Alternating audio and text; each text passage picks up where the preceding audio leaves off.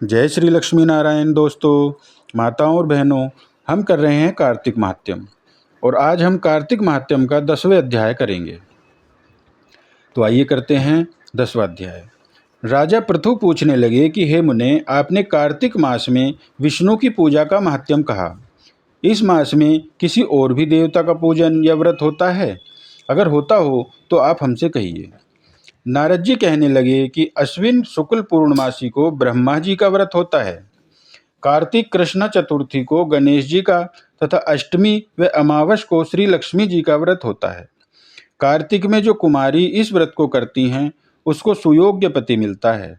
जो विवाहित स्त्री इस व्रत को करती है उसका सौभाग्य अटल रहता है। प्रातःकाल स्नान आदि से निर्वत होकर चंदन आदि से गणेश जी का पूजन करें। सायंकाल फिर गणेश जी का पूजन करके चंद्रोदय होने पर चंद्रमा को अर्घ्य देवें और फिर उत्सव मनाकर भोजन करें। स्त्रियों को अपने सौभाग्य के लिए इस व्रत को अवश्य करना चाहिए। नारद जी कहने लगे, हे राजा पृथु, इस व्रत का एक सुंदर इतिहास मैं तुमसे कहता हूँ, सुनो। भद्रवती नाम की एक पुरी में सुधर्मा नाम का एक राजा था।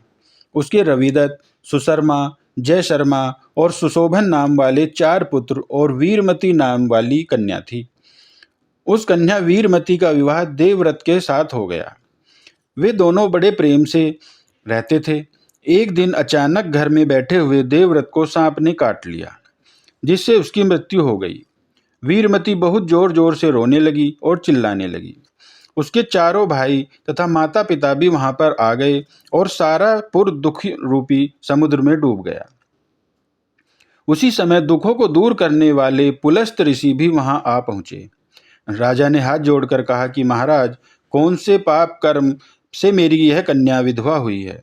तब पुलस्त जी ने कहा कि हे राजन, कार्तिक मास में तुम्हारी कन्या ने गणेश चतुर्थी का व्रत नहीं किया था, इसी पाप से यह विधवा हुई है। फिर पुलस्त जी कहने लगे कि एक समय ब्रह्मा, विष्णु, महेश, इंद्र आदि सब देवता दैत्यों के नाश का उपाय सोचने के लिए एकत्रित हुए। उस समय ब्रह्मा जी ने कहा कि गणेश चतुर्थी का व्रत सब दैत्यों का विनाश करने वाला है। तब समस्त देवताओं ने कार्तिक कृष्ण चतुर्थी का व्रत किया और दैत्यों पर विजय पाई। विजय प्राप्त होने के बाद सब देवताओं ने गणेश जी से कहा कि वर मांगो। तब गणेश जी ने कहा कि जो स्त्री कार्तिक कृष्ण चतुर्थी का व्रत करे उसका पति चिरंजीवी हो, जो न करे वह स्त्री विधवा हो जाए। अतः इस व्रत को अश्वमेव अवश्यमेव सब स्त्रियों को करना चाहिए। पुलस्त जी कहने लगे कि हे राजन, तुम्हारी कन्या ने इस व्रत को नहीं किया था, इसी कारण वह विधवा हुई है। यदि वह अब भी इस व्रत को करे तो उसका मृतक पति जीवित हो जाएगा। यह कहकर ऋषि तो चले गए और राजा ने अपने जामाता के मृतक शरीर को तेल में डलवा दिया। जब कार्तिक मास आया तो उसकी कन्या ने विधिवत व्रत करके उद्यापन में ब्राह्मणों को बहुत सा धन दिया, जिसके प्रभाव से उसका मृतक पति भी जीवित हो गया। अतः सौभाग्यवती स्त्री को अपने सौभाग्य की रक्षा तथा संतान प्राप्ति के लिए यह व्रत अवश्य करना चाहिए। तो यह थी कार्तिक महात्यम के 10वें अध्याय की कथा। आइए अब भगवान की प्रिय तुलसी जी की कहानी सुनते हैं। एक बुढ़िया माई होती है। वह कार्तिक मास में तुलसी जी की पूजा करती और रोज यह कहती थी, तुलसी माता सतकी दाता, मैं बिड़ला सींचू तेरा, तू कर विस्तारा मेरा। अड़वा दे, लड़वा दे, पीताम्बर की धोती दे, मीठा मीठा ग्रास दे, झालर की झनकार दे, बैकुंठ का वास दे और श्री कृष्ण का कांधा दे। रोज पूजा करती और यह कहकर चली जाती। यह देख तुलसी माता सूखने लग गई। एक दिन श्री कृष्ण बोले, तुलसी, तुम क्यों सूख रही हो?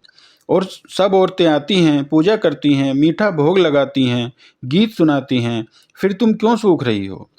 तुलसी माता बोली, प्रभु, एक बूढ़ी माई रोज आती हैं, पूजा करती है और रोज यह कहती है, हे तुलसी माता सतकी दाता, मैं बिड़ला सींचू तेरा, तू कर विस्तारा मेरा। अड़वा दे, लड़वा दे, पीताम्बर की धोती दे, मीठा मीठा ग्रास दे, झालर की झनकार दे, बैकुंठ का वास दे और श्री कृष्ण का कांधा दे। भगवान, और तो मैं सब पूरा कर सकती हूँ, पर श्री कृष्ण का कांधा मैं कहाँ से दूंगी? भगवान बोले, तुलसी तुम चिंता ना करो, मैं बूढ़ी माई को कांधा दे दूंगा। कुछ दिनों बाद बूढ़ी माई की मृत्यु हो गई। सब गांव के लोग उसे उठाने लगे, पर बूढ़ी माई बहुत भारी हो गई, वह किसी से भी नहीं उठी। तो लोग बोले, यह बूढ़ी माई तो बहुत पूजा पाठ करती थी, फिर क्यों नहीं उठती? कुछ लोग बोले, पापिन थी इसलिए नहीं उठती। तब वहां भगवान एक बालक का रूप बनाकर आए और बोले, भाइयों मैं बूढ़ी माई के कान में कुछ कहना चाहता हूँ। लोग बोले, ठीक है भाई, तुम भी कुछ कह लो। भगवान ने कहा, बूढ़ी माई, अडवा ले, लड़वा ले, पीतांबर की धोती ले, मीठा मीठा ग्रास ले, झालर की झनकार ले, बैकुंठ का वास ले, और ले श्री कृष्ण का कांधा भी ले ले। इतना सुनते ही बूढ़ी माई हल्की हो गई और इस तरह श्री कृष्ण के कांधों पर बैकुंठ को चली गई। तुलसी माता, इसी तरह अपने सभी भक्तों पर कृपा करना। बोलिए तुलसी महारानी की जय हो। बोलिए श्री लक्ष्मी नारायण भगवान की।